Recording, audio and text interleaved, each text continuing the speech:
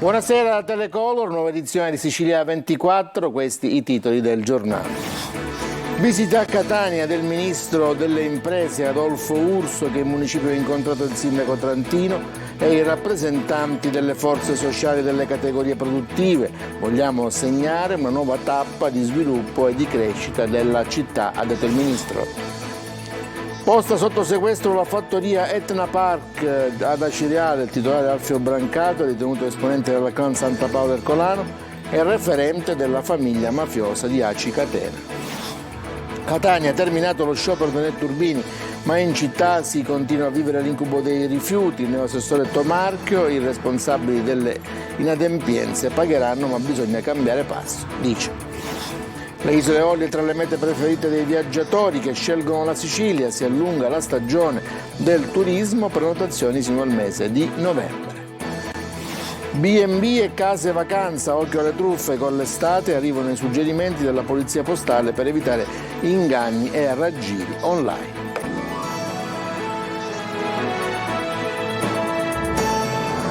Ancora buonasera da Telecolor, visita istituzionale oggi pomeriggio per il ministro delle imprese e del Made in Italy Adolfo Urso, ricevuto dal sindaco di Catania Enrico Trantino in municipio per discutere di progetti, investimenti e sviluppo della zona industriale. Ce ne parla Simona Mazzone. Ha parlato di sviluppo e crescita anche di fronte all'impennata di Enel ed ST Microelectronics, che assieme a Leonardo e Fincantieri lunedì prossimo parteciperanno a Berlino al vertice trilaterale di politica economica. Il ministro delle imprese e del Made in Italy Adolfo Urso, che a Catania ha incontrato il sindaco Enrico Trantino sul tema dello sviluppo industriale nell'area metropolitana etnea. Il ministro ha anche parlato di progetti per le piccole imprese. Ci siamo confrontati insieme all'amministrazione e rappresentanti del sistema produttivo e sociale della città, dell'area industriale, per segnare una nuova tappa di sviluppo e di crescita in una piena collaborazione tra Comune, Regioni, Governo nazionale, per cogliere nuove opportunità che vi sono, tanto più importanti per la Sicilia e per questa area che ha sempre rappresentato il polo di crescita dell'isola. Secondo Urso ci sono occasioni da non perdere e Catania può investire soprattutto in farmaceutica, digitale e tecnologia green, che sono le linee di sviluppo dell'Europa. Anche l'aeroporto per lo sviluppo turistico che può avere l'intera Sicilia. Il sindaco Trantino, che ha incontrato il ministro con i rappresentanti delle forze sociali e delle categorie produttive della città, ha rilanciato sulla programmazione 2021-2027.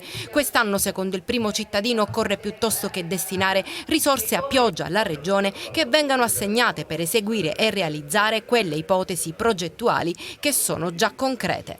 Ho subito raggiunto un'intesa con Confindustria, con ANCE e con altre associazioni del settore affinché loro ci aiutino nella fase della progettazione, e noi a quel punto abbiamo delle rivendicazioni da proporre con la programmazione 21-27 al Ministro Fitto, perché quest'anno piuttosto che destinare risorse a pioggia alla Regione destineranno le risorse necessarie per eseguire e realizzare quelle ipotesi progettuali che sono già concrete.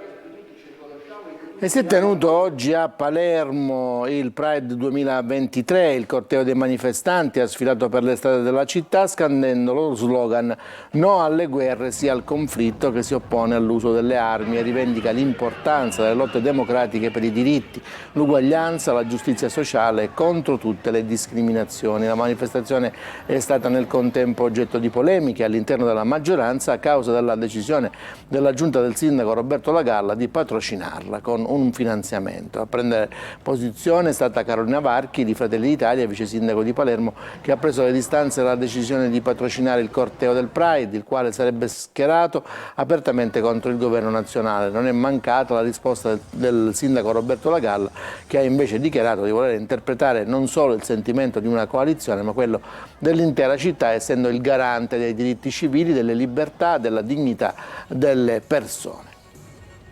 Restò la pagina della cronaca: sequestrata dalla Guardia di Finanza la fattoria Etna Park ad Acireale. Sarebbe riconducibile ad Alfio Brancato, di 49 anni, ritenuto esponente della famiglia Santa Paola Ercolano nel territorio di Acireale e ad Aci Catena, disposta la nomina di un amministratore giudiziario. Ce ne parla Roberta Lunghi.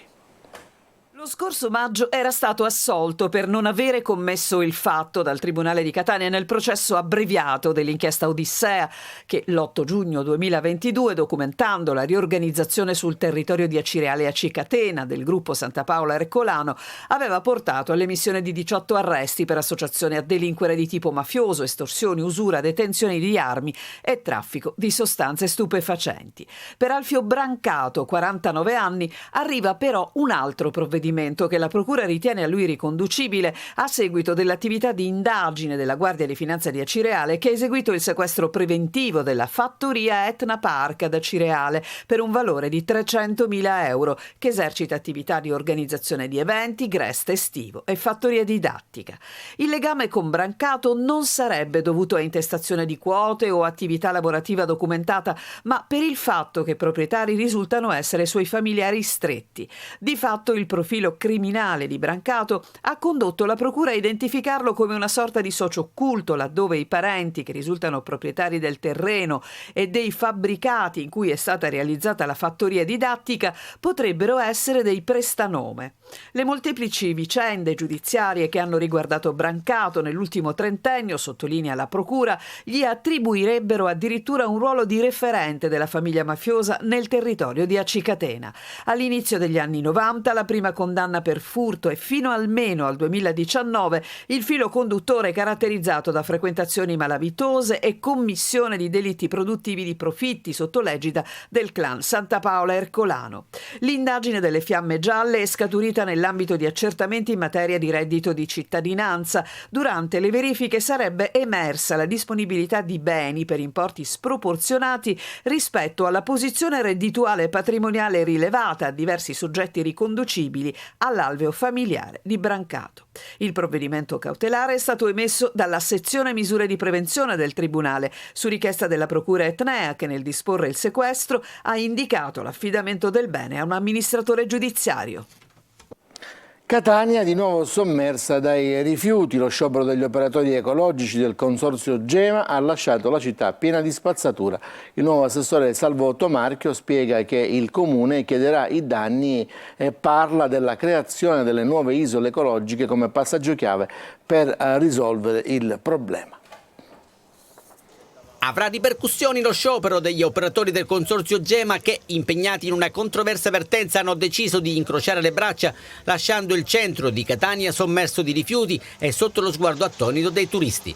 Prima grana per il sindaco Trantino che, dopo le scuse social, la città è passato al contrattacco, non condividendo lo sciopero e soprattutto le modalità che hanno portato al grave disservizio. Dalle parole è passato subito ai fatti, chiedendo uno sforzo ad Ecocar e Super Eco, che coprono i lotti nord e sud, di provvedere alla pulizia, sostituendosi alla ditta inadempiente ed intimando alla stessa Gema di adoperarsi per pulire la città. Alta la tensione, come alta è stata l'adesione allo sciopero, quasi l'80%, che sta costringendo le tre ditte ad un lavoro straordinario per rimuovere tonnellate di rifiuti. Dopo una riunione fiume conclusa alle 3 di notte, il servizio di raccolta è ripreso nell'800. Nelle immagini i primi mezzi impegnati all'alba in piazza Eroi d'Ungheria ed in viale Mario Rapisardi, dove qualcuno ha pensato anche di incendiare i cumuli di spazzatura. Battesimo del fuoco per il neoassessore comunale all'ecologia Salvo Tomarchio. Ovviamente il costo extra di questa operazione non può che essere imputato alla ditta inadempiente, unitamente alle penali previste da capitolato. Userete il pugno duro contro Gema?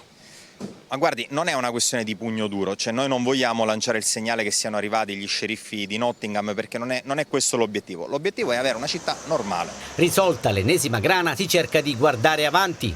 Nel breve medio termine è chiaro che qualcosa può essere migliorato. Come? I 4 centri di raccolta in costruzione sono fondamentali. Stiamo facendo i salti mortali anche in dialogo, grazie anche all'intervento del Presidente Schifani con il Ministro Pichetto Fratin, perché siamo in graduatoria per altri 6 centri di raccolta. Qualora Catania arrivasse da qui a un anno a 12 centri di raccolta, significherebbe un centro ogni 25.000 abitanti. Immaginiamo microaree, microzone in cui sperimentare una raccolta che preveda dei premi, delle premialità per chi differenzia. Premialità per chi differenzia, ma anche stanare chi invece deturpa la città. Non c'è dubbio assolutamente che, porto l'esempio di stamattina, con persone che abbandonano un divano in piena via San Giuliano, francamente credo che a poco valgano le parole e le premialità. Un divano in pieno centro, il soggiorno a Catania rischia di trasformarsi in un mortificante tour tra rifiuti piccoli, grandi ed ingombranti. E 41 netturbini in servizio nel cantiere di raccolta dei rifiuti differenziata di Favara sono stati denunciati dalla Procura di Agrigento per interruzione di pubblico servizio. Gli operatori ecologici sono in astensione arbitraria da 3 giorni e rivendicano il pagamento di stipendi arretrati che l'attuale amministrazione comunale attribuisce a spettanze maturate con le passate giunte. Con temperature che superano i 35 gradi, Favara rischia di sprofondare in un'emergenza igienico-sanitaria. Il sindaco Antonio Palumbo aveva già reso noto di non essere stato informato ufficialmente di questo sciopero dei netturbini. Adesso parliamo di migranti. Nell'ultimo naufragio di migranti avvenuto nel Mediterraneo si sarebbero salvati solo in 4 all'appello. Secondo il racconto dei sopravvissuti mancherebbero 40 persone, tra dispersi anche un neonato. Roberta Lunghi. Naufragio al largo di Lampedusa, 40 persone disperse, tra cui almeno un neonato. È inaccettabile continuare a contare i morti alle porte d'Europa. Un meccanismo di soccorso in mare coordinato e condiviso tra stati è ormai una questione anche di coscienza. Un tweet di UNHCR dà la terribile notizia dell'ennesimo naufragio ieri, dell'ennesimo racconto di morte. La ricostruzione è ancora incerta, sicuramente l'ennesimo barchino di metallo partito da Sfax che si ribalta, una quarantina di migranti che finiscono in mare. A salvarsi, secondo le notizie, sarebbero stati solo in 4. E i 4 giunti a Lampedusa hanno fatto naufragio martedì scorso, dopo 6 ore di navigazione, mentre si dirigevano verso le coste siciliane. Dopo alcune ore in acqua sono stati presi a bordo dal barchino che ha navigato per almeno 36 ore prima di giungere nell'area SAR, dove nella serata di ieri è stato intercettato dai mezzi della Guardia Costiera e scortato fino a Molo Favaloro di Lampedusa. In giornata si era diffusa la voce che altre 5 persone fossero state soccorse e condotte in Tunisia, da dove erano partite, ma la notizia non ha trovato conferma. Nel pomeriggio, al racconto dell'ennesima tragedia, si sovrappone l'SOS lanciato da Alarm Phone, che segnala un barcone con 50 migranti partito dalla Libia alla deriva nel Mediterraneo centrale in acque internazionali. La situazione è critica, siamo appena stati chiamati, sono disperati e stanno aspettando i soccorsi. L'acqua sta entrando nella barca. Esortiamo le autorità competenti, non lasciateli annegare. È questo l'appello su Twitter della ONG che segnala la vicinanza all'imbarcazione in difficoltà del peschereccio Alba Chiara, ma non riusciamo, si scrive, ancora a comunicare direttamente. Abbiamo chiesto alle autorità libiche di rispondere all'SOS, ma affermano di essere nel giorno festivo del venerdì, spiega Alarm Phone. Nessun trauma né tracce di violenza, tanto è emerso a margine dell'autopsia sulla salma di Vincenzo Lattuga, il 43enne di Favara, in provincia di Agrigento, che è morto martedì notte, prima ancora di arrivare al pronto soccorso dell'ospedale di Agrigento, dopo essere stato colto da malore improvviso. L'inchiesta sulla morte misteriosa di Lattuga per spaccio di droga e morte quale conseguenza di altro reato privilegia l'ipotesi di un decesso imputabile a overdose di eroina. Enzo Lattuga era il fratello di Jessica, la 27enne mamma di 4 figli scomparsa nell'agosto del 2018. Nelle scorse settimane era stato iscritto nel registro degli indagati con l'accusa di aver ucciso a botte la sorella e aver fatto poi sparire il cadavere. Adesso parliamo di politica. Gianfranco Miccichè prende le distanze da Forza Italia e si prepara a lasciare gli azzurri. Le voci sono insistenti e credibili, ma lui smentisce categoricamente per l'ennesima volta. È solo l'ultimo giallo nella politica siciliana dopo una settimana tormentata da scontri nella maggioranza oltre che con l'opposizione. Ci fa il punto Maglio Viola. Gianfranco Miccichè lascia Forza Italia. La voce si fa sempre più insistente, ma Radio Palazzo è confusa e lo dà in movimento una volta verso un'area di sinistra, un'altra volta verso Cateno De Luca. È l'ultimo giallo della politica siciliana, visto che alle voci risponde quasi a notte fonda proprio Gianfranco Miccichè con una nota ufficiale. È una fake news, dice, una cosa che non avverrà mai. Forza Italia è la mia casa che io ho fondato, toglietevelo dalla testa che io lasci. Scrive l'ex presidente dell'Ars. Le parole sono le stesse di sempre, il percorso politico invece è ancora un mistero.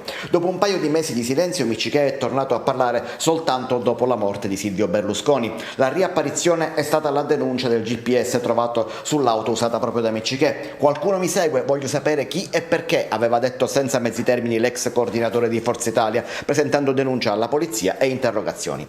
Poi la settimana difficile della politica siciliana, con l'Ars che si ferma in piena notte quando il presidente Schifani minaccia le dimissioni se sarà messo ai voti un provvedimento su Taormina Arte, una minaccia smentita dall'assessore Scarpinato di Fratelli d'Italia, che conferma però che si lavora alla ricerca di soluzioni allo scontro fra la fondazione e il controllo concesso alla regione, nonché il sindaco di Taormina Cateno De Luca dall'altro lato, che è anche uno dei leader dell'opposizione all'Ars.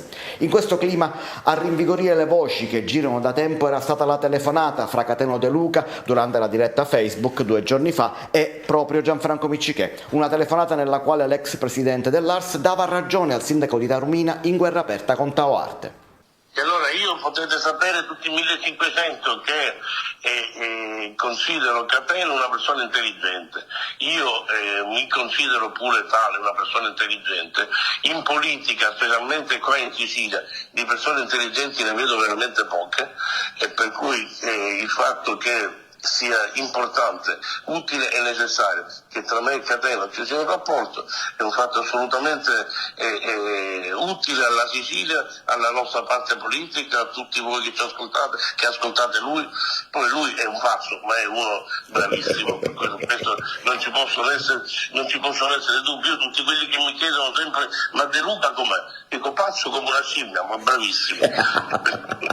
Guarda, stai facendo impazzire tutti qua, tutti Miccichè forever, guarda, incredibile. Lo stesso De Luca ricordava poi come la collaborazione con Miccichè non fosse una novità, ma per questa suggestiva ipotesi un De Luca Miccichè appare veramente improbabile. Troppi galli nello stesso pollaio.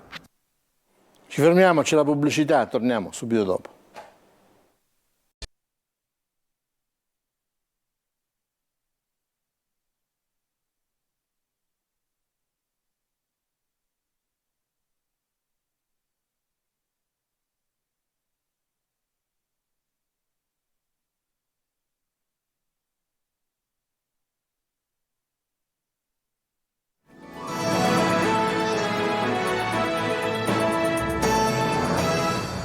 Rieccoci in studio, seconda parte, parliamo di estate. Tra le mete preferite dei siciliani e degli stranieri ci sono le Isole Eolie, dove la stagione turistica si è allungata fino a ottobre-novembre, come ci raccontano gli operatori del settore. Volevamo staccare un attimo dalla vita lavorativa per 2 giorni. Una valigia leggera, un biglietto per l'aliscafo e via, destinazione Eolie, dove il tempo è sospeso e l'estate è finalmente entrata nel vivo. Qui siamo a Salina, la più verde e rigogliosa delle 7 sorelle del Tirreno, le Isole Eolie. È un'isola che proprio ti permette di vivere una vita lenta, cioè proprio rilassante. Ha dall'altro lato dell'isola proprio un tramonto bellissimo. I turisti americani ne rimangono affascinati. Look around, it's incredible. Questa coppia arriva da Miami ed è rimasta stupefatta dalla bellezza dei paesaggi e delle spiagge. Nulla di paragonabile a Miami Beach, con tramonti che rimangono nel cuore. Le ferie si avvicina e sempre più spesso i viaggiatori scelgono alloggi privati nei quali trascorrere le vacanze. La polizia postale, in collaborazione con il portale Airbnb, mette in guardia gli utenti per evitare truffe. Ce ne parla Emanuela Corsi. Tempo di vacanze, ma anche di truffe, soprattutto per chi cerca un alloggio su internet. Per evitare che la tanto agognata vacanza si trasformi in un incubo, la polizia postale, in collaborazione con Airbnb, ha avviato una campagna per aiutare i meno esperti a riconoscere e stare alla larga dai tentativi di raggiro più diffusi, individuando i profili più comuni dei truffatori e i consigli per smascherarli. Testimonial dell'iniziativa il guru della comunicazione digitale Marco Camisani Calzolari. Occhio agli affari, anche quest'anno noi ci rivolgiamo agli utenti meno esperti, a coloro che vogliono fare un affare per una casa vacanze. Airbnb, ricorda la Polizia Postale, non è un'agenzia immobiliare, ma un portale di intermediazione tra host e guest, che garantisce però alcune protezioni in caso di truffe. Attenzione quindi a chi propone di lasciare il portale per accordarsi privatamente tramite bonifico con la promessa di uno sconto, oppure al proprietario che finge di essere all'estero. Mai fare bonifici, mai uscire fuori dalle piattaforme, mai avviare delle comunicazioni dirette con chi fuori chiaramente dalle piattaforme, ad esempio tramite WhatsApp, tramite mail, direttamente con chi ci offre il bene o il servizio. E infine attenzione agli alloggi esca. Gli alloggi esca sono alloggi inesistenti. Delle immagini, dei video costruiti apposta d'arte dai truffatori per attirare l'attenzione delle vittime. Il sito con le immagini, le foto non esiste e la vittima cade allettato dall'estrema convenienza del prezzo applicato. Nella migliore delle ipotesi viene chiesto all'utente un cambio di sistemazione, ovviamente non all'altezza di quella prenotata. Nella peggiore, l'alloggio per una vacanza da sogno non esiste. Su questo punto intervengono anche le associazioni di categoria. Fare un incrocio semplice tra l'indirizzo e le foto esterne di quell'immobile con Google Maps, che ti permette oggi con una dimensione a 3D addirittura di vedere se effettivamente quello che ti propongono è una pinocchiata oppure è vero. Dovrebbe mettere in allarme anche un prezzo troppo competitivo per la settimana di Ferragosto, per esempio, descrizioni dell'alloggio particolarmente vaghe, la totale mancanza di recensioni o un profilo utente creato soltanto da pochi giorni. Ci fermiamo ancora per la pubblicità e torniamo con il calcio.